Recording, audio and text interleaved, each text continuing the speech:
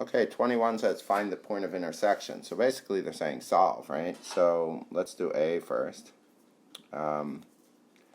It's already solved for y, so I'm going to substitute that in. I'm going to use substitution. So that bottom equation becomes x plus, instead of y, I'm going to use 2x minus 3 equals 15. So x plus 2x is 3x minus 3 equals 15. Add 3 to both sides, we get 3x equals 18. So x equals 6. Now I'm going to take x and substitute it into that first equation, right? So y equals 2 times x minus 3. Y equals 12 minus 3. Y equals 9. So the ordered pair 6 is x, 9 is y. There's the point of intersection. For B, let's make some space.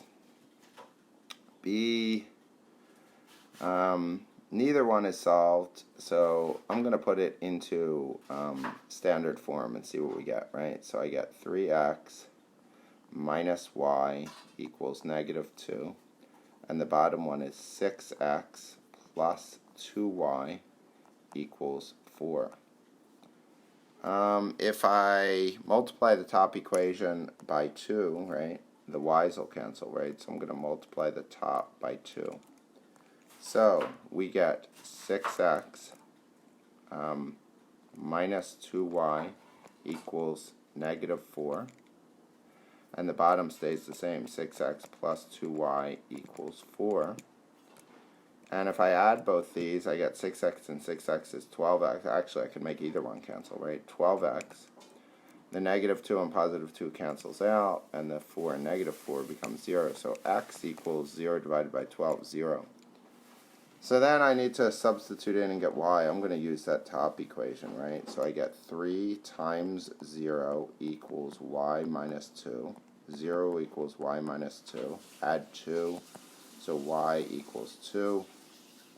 So we get 0, 2 as the ordered pair. And just to double check, since it looked odd, right, the 6x's could have canceled, let's just check this. Let's substitute in. So if I substitute into the top equation, I get 0 equals 2 minus 2. That's right.